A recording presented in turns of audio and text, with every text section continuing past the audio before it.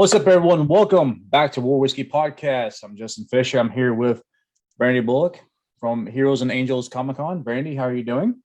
I'm good. How are you? Good. Did you have a good New Year? I did. I spent it solving a fake murder mystery in my office. It was nice. In your off?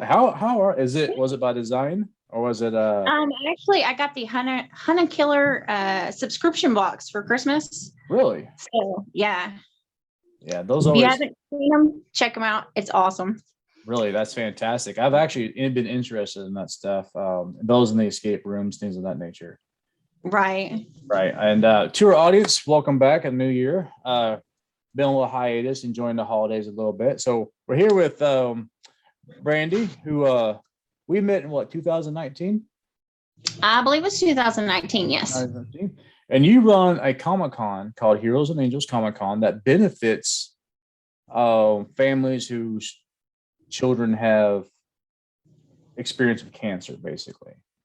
Yes. Something similar. Would you like to elaborate a little bit on that? Sure. So Heroes and Angels is actually our organization. And what we do is we provide assistance to families that have been affected with childhood cancer with non-medical needs, like gas, groceries, rent, utilities, things like that. Super siblings, that's what we call their brothers and sisters. A lot of times it's not that they get forgotten, but when you have one child that's facing, a life or death scenario, birthday parties kind of take a back burner. So we try to step in and make sure those things are taken care of. And a lot of people forget too that we also help military families in need. So, wow! And some of the things, because I've known of you guys for a while, met you, Steve, who's an associate producer on the show. You guys do, like, when you do birthdays, you work with a lot of local cosplay groups, things of that nature, right? A lot of great individuals dedicating their time to make these families event special. Yeah. They're amazing. The Arkansas cosplayers, just from everywhere, we have people that will come, they'll drive 3 hours away just to come to like our Christmas party that we just had this past December. We had several cosplayers driving 2 and 3 hours away just to be there for about 30, 45 minutes to help out so the kids could see Thor or, Rapunzel. But anytime we put that call out, man, they are there to answer it always. And, they've always been there to support us from the very beginning. And so that's one reason, I chose the Comic-Con as kind of our branding. It got us out there. A lot of people forget about conventions, because there's a stigma a lot of times with cosplayers and everything else. Right. But, most of these people do it because they want to, they love seeing that smile on that kid's face when they finally get to meet Darth Vader in real life, or, Spider-Man comes in over there and says hi. So combining that with our kids is it's an amazing experience. And I'm really lucky that I have such an amazing group to support us. Yeah, you guys have quite the network. Iron Man is a big hit in there as well. I remember yes. him. But it's a quite diverse group. So sounds like I've seen the beauty of the chaos of the starting of the event. Why don't you walk us through, because you can't just dive in and start your own Comic-Con. I'm sure. What was it like starting that? Well, honestly, that's kind of what happened. Dove in there, huh? Yeah. So I decided it was right after we had started Heroes and Angels. We were still trying to take off and everything.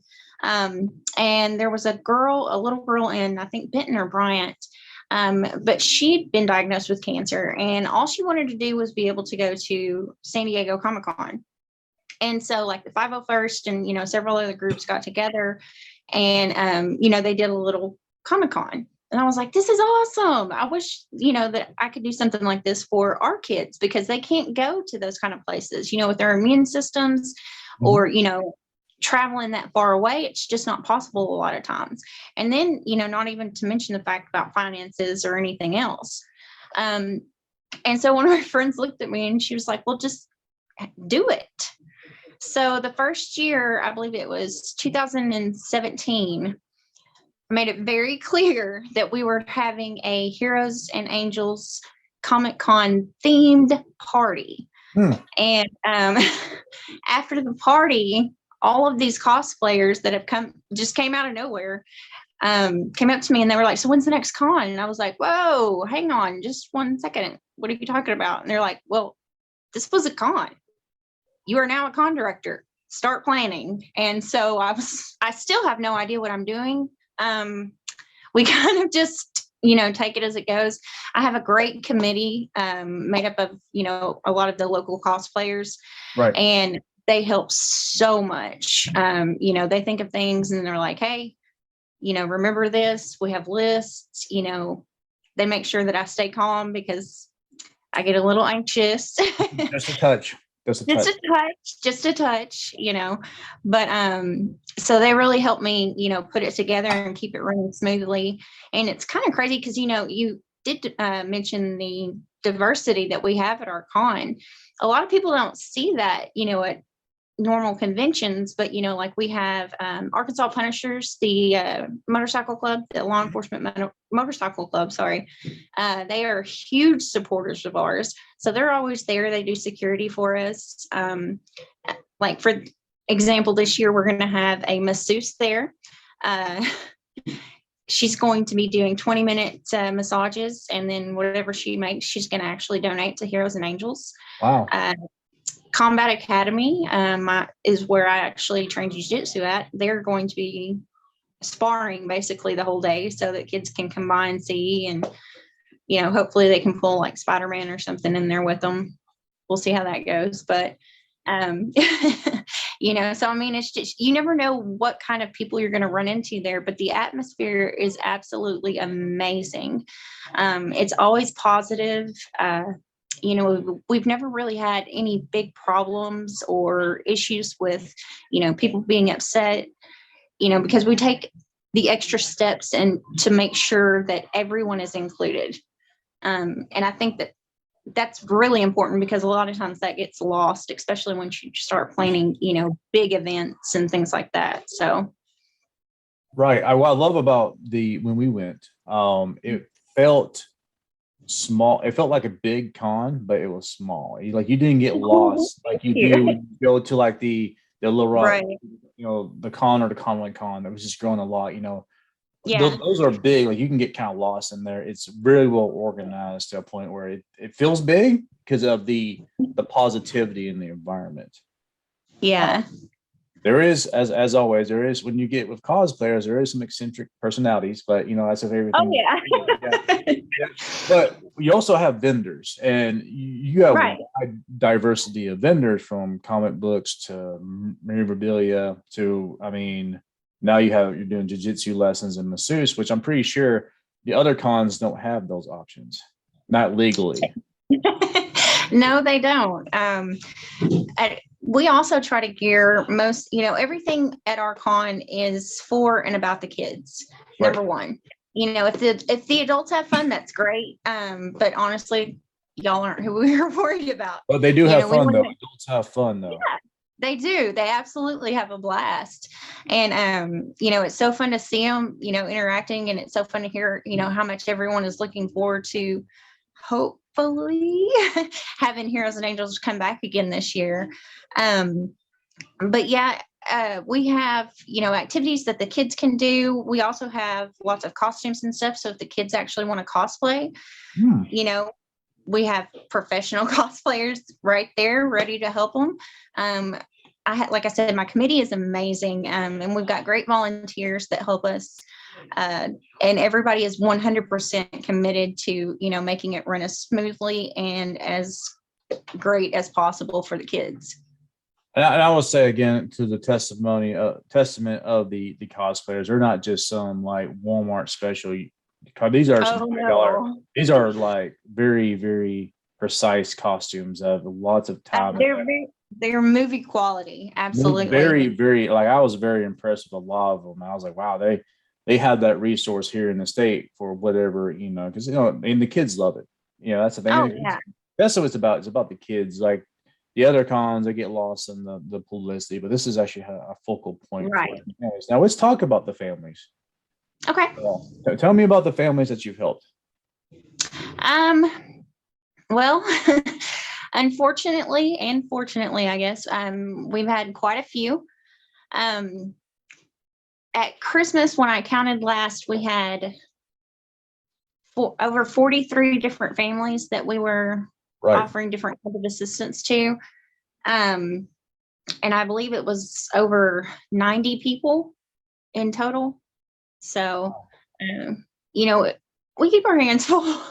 Yeah, so, absolutely. But it's one of those situations, my husband, of course, knew, and I swore up and down. I was like, I can compartmentalize. I'll be fine. That just doesn't work.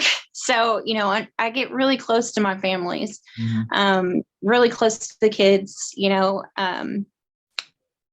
I guess a big part of that too is I know where they're at. My daughter actually beat cancer twice when she was 6 years old. So she was first diagnosed when she was 2.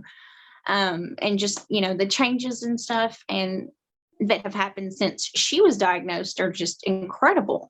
But a lot of people forget that, cancer doesn't end at the hospital. It follows you home, and it doesn't just affect that child. It affects the entire family, their friends, their grandparents. It affects everybody. And the financial aspect of it can just be absolutely crippling. Most of the time in a family that's been diagnosed with childhood cancer, they lose half of their income because one parent has to quit working so that they can stay home with the cancer child. Wow. And so you think about it, you lose half of your income, but then on top of that, your daily living expenses triple, if not quadruple or more, So, there are programs out there, but a lot of them are very specific on what you do. When you do start a nonprofit, there are tons of rules and regulations, and, you have to go through so much red tape. So you have to be very careful about, how you help and what exactly you help with, because, if it's outside of what your guidelines are, then, you can get in trouble. So, we try to leave ours as open as possible. That's why we just say non-medical needs, Right. So that's where we step in. And a lot of times, honestly, what the parents need is just somebody to sit there and listen to them vent, it gets lonely, and a lot of people, they don't want to hear about it anymore because it's sad thinking about a kid that doesn't, that's possibly at the end of their life. But life still goes on too, and they still have other children. And so just having somebody there to talk to, I think a lot of times is, the biggest relief for them. Right. And, I've seen firsthand the gratitude that the families have shown by your efforts. And when I really think about your organization, your Comicon, it's like like a political, you look at that, it's like not political, but it's like a grassroots built. You guys built this. Absolutely. There's no corporate massive sponsors like the other cons have. This is like pure, like intent, feeling, everything, your heart and soul is into this. And it shows. It shows when it comes. 100%. You can feel it when you walk in the room. The atmosphere for the kids. Yeah. So how does someone on the outside, they hear this amazing podcast and they're like, how do I support this? Well, there's lots of different ways. We have simple ways, like we're actually one of the supported charities on Amazon Smile. Right. So, awesome. if you shop through Amazon, it doesn't cost you anything. You don't even have to think about it. A little bit of change goes to us. We also have on our Facebook page, we have several different ways you can donate, or you could always get in contact with me. And then we can, it's okay. Sorry about that. And then I can help you. And then I can help you from there. I just set up a fundraise account. It's through a company, so you can donate through them. It automatically gives you our tax ID number, so you can write it off. for your taxes, which is always a good thing, tax deductible. So, and then honestly, we don't get a lot of huge donations. Our Arkansas Punishers family is amazing. In the Seventh Son chapter, every December, they give us a check for $1,000 to help us with our kids' Christmas in this Christmas stocking drive. And then we also get a grant through Walmart that's $1,000. And then we have a couple of private donors that have done, a couple $1,000s here and there. Yeah. But, other than that, it's just all of our blood, sweat, and tears basically going into it. Like I said, everything that we do for the con, we do personally by hand. My garage is HACC headquarters, and so there's craft stuff everywhere. There's no telling what you might find, honestly. But and honestly, a big thing that helps too is we have a lot of times like an Amazon wish list for our different events. And so that helps a lot when people do that.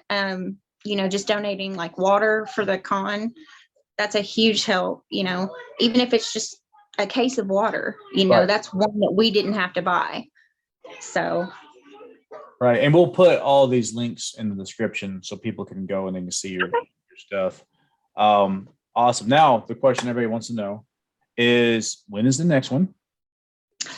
February the 26th. It's going to start at 10 a.m. and it is in Sherwood, Arkansas at Sherwood Forest. Awesome. And that's a really easy, that's a venue we went to. Yeah. That's a really easy venue to find. Plenty of parking, great atmosphere. Like I said, it's a big con, but it's not. You'll feel it. You're going to see everything that you would see at a big con. Actually, you'll see more because you'll have a masseuse and your license. We're all really excited about the masseuse. Yeah.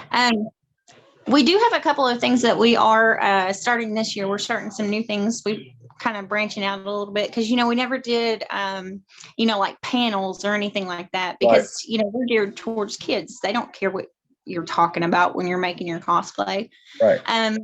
But we wanted to start doing something. We always do at our Comicon, we always do what we call our battle cry. And that's when we remember. Yeah, that's when we remember our angels. We say their names and we do our battle cry. For the first time, Bailey and I, that's my daughter, the one that is the childhood cancer survivor, are going to tell our story publicly. We're actually going to be interviewed by Deadpool, so that's going to be interesting. Arkansas has a Deadpool? Oh, Arkansas has an amazing Deadpool. I was trying to think. I saw so many. I guess, I think they're. Yeah. We also have Web of Warnock. He is like the Spider-Man. He is amazing. Spider-Man, absolutely. He is the Spider-Man. Yeah. And his wife is the Yellow Ranger. Yes. Power Ranger, I think. Yeah. Yeah. Yeah, good people. And they're such a wonderful family. They're so sweet. And they live up in Northwest Arkansas, I believe. So, they drive hours, just to come to an event too. So, these people are putting so much of their own time and effort and money into, these cons. And even when we invite them as guests, a lot of the big cons and say, we get a paycheck, not with us. Unfortunately, we don't have anything to offer except for ourselves. We do the best we can. We take care of you. I always try to make sure I have at least a meal or something, Right. But other than that, everything is just purely volunteer. So. Right. And I think that's why it resonates on so many levels, the effort that you guys do for these children and these families. As I said, it's coming up in February 23rd, correct? 26th. Or 26th, I'm sorry, February 26th. I don't know why I had 23rd in my head. February 26th, Forest. Great venue. Well, Brandy, do you have anything else? I don't think so. I really appreciate you having me on. It was great to talk to you again. Yeah, it's been a long time. You guys, if if we're still able to, pull this off in February, we would love to see you guys there. We'd love to, welcome you into our family, because, we never consider anyone a stranger. If you're there with us, you're part of the family. So. Yeah, absolutely. Like I said, we hope to see everyone out there in February. On behalf of War Whiskey Podcast, I'm Justin Fisher, and we are signing off.